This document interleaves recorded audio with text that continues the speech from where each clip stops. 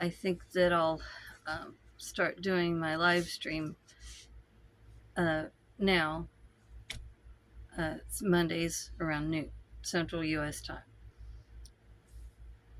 Because that's pretty good time for me. Uh,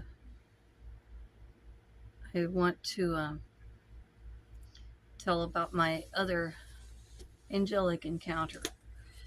I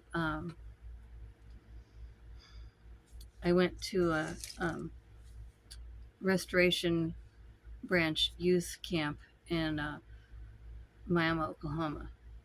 A group of us carpooled from Blue Springs clear down to Miami, and that took about 6 hours.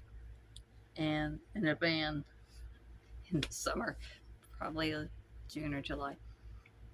And there, there was probably about 60 of us, I guess.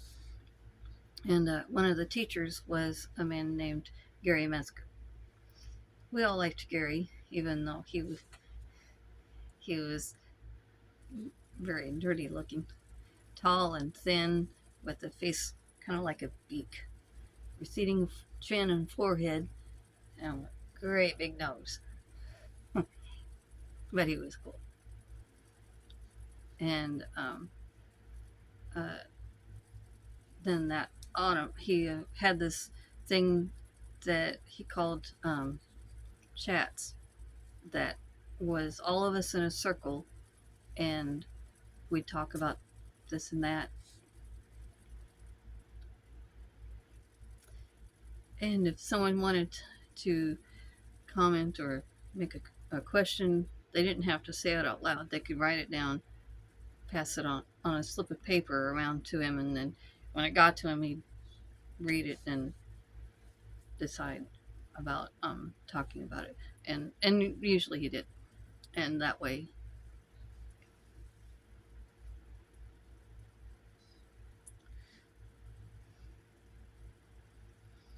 it was so cool that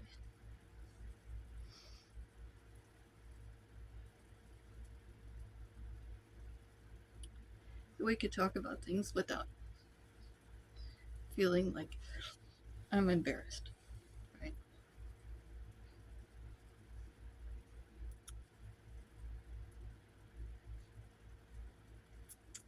And then that autumn, there was a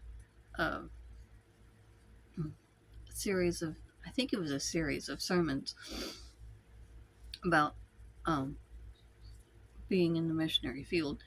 And one of them was going to be by Gary. He was about to go to Honduras from Blue Springs. But the church where we went to hear him was this other church, like Oak Grove or Buckner or something nearby. And we don't usually have a refreshments time after the service, but this time we did.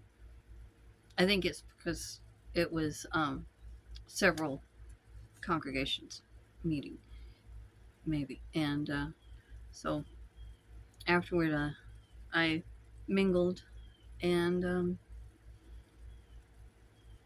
with my drink and my snack, and because I knew probably 2/3 of them that were there, and um, and then I was standing by myself. There was some others across the room from me, and I think Gary was one of them, maybe. And I thought, I wonder if I could be a missionary's wife. Would that be an option? And I pondered that and thought that yes, I could. Before I could even move, a powerful voice spoke to me, and I could feel his breath, warm breath on my ear. And it said in these exact words, which I was surprised at the time that it used slang, but maybe that was to get my attention. Do not go there. He is not for you, nor you for him. Don't mess with him. And I was so startled, I almost dropped my plate. Who said that? But there was no one there. Everyone else was on the other side of the room. And I had said nothing, done nothing. I'd only thought. So it had to have been an angel or something like that.